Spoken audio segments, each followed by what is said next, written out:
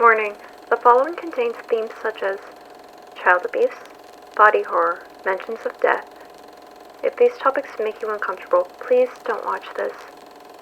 This feature also contains flashing images and lights. If you have photosensitive epilepsy or any prior medical conditions, please do not watch this.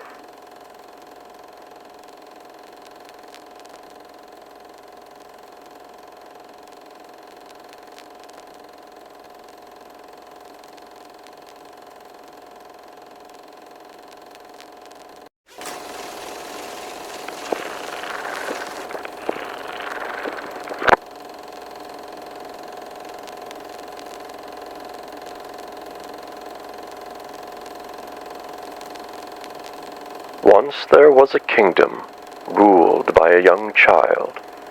They were a kind ruler, a compassionate ruler. But the monarch had one fatal flaw. They were naive.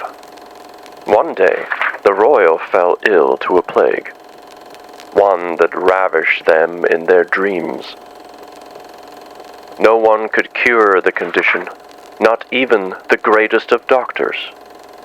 So the ill sovereign decided to seek out the sorcerer in the woods.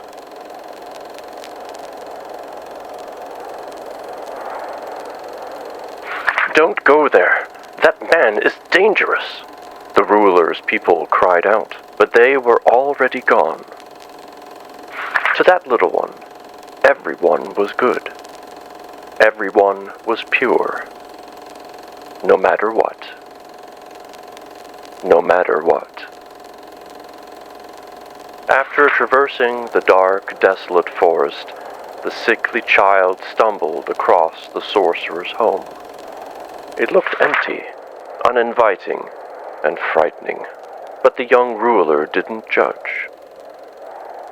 Hello? Is anybody there? No answer. So the child took a deep breath and limped inside. Halls across halls, empty furniture and dead plants scattered across the home, but no one was in sight. Eventually, the lone ruler stumbled across a living room.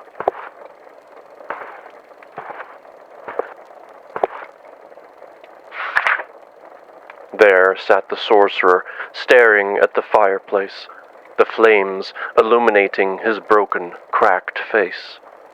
The ruler readied themselves and stumbled forward. I have a sickness, one that's been plaguing me in my slumber.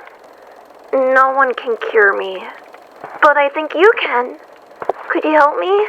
Sorcerer got up from his chair and walked slowly towards the royal.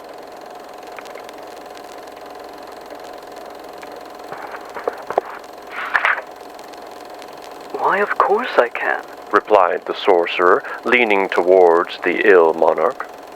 "I'm a sorcerer, a magician. I can rid you of all your problems, of all your sin." Really?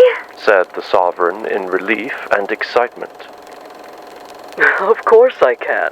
I've cured millions of others with your ailment. That illness of yours will be gone within no time." The mage gestured. "Come, your journey must have been a relentless one. In order for you to heal, you need to rest," said the mage as he beckoned the child towards a bed. And so, the young child lay down and fell into slumber. Bothered by their nightmares, the ruler awoke. How long had it been? Days? The sorcerer stood near the bed. Do you have a cure? Spoke the monarch. "Don't worry, it'll be done soon."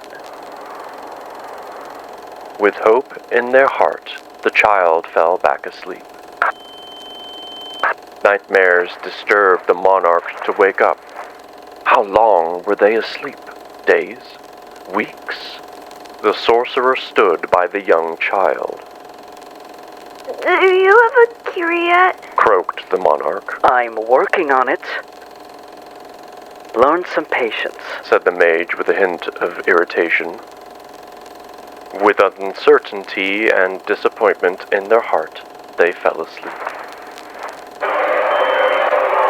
sovereign's nightmares were tearing at them, scaring them awake.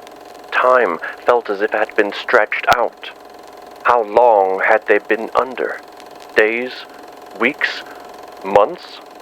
The child was laid on their stomach, unable to even see the sorcerer.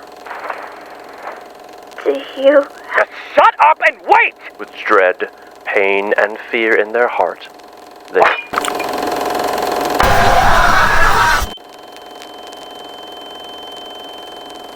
The ruler woke up once more, sick of their plague.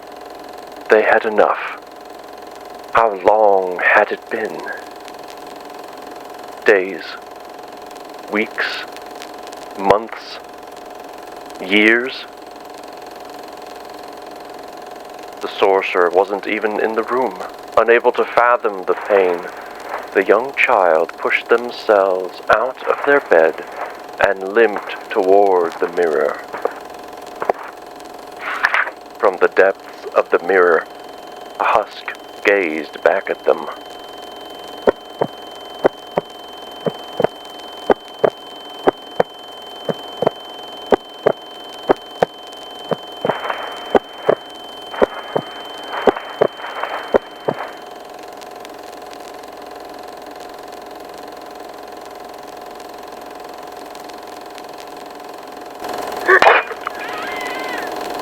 The child collapsed onto the floor, screaming in fear and agony.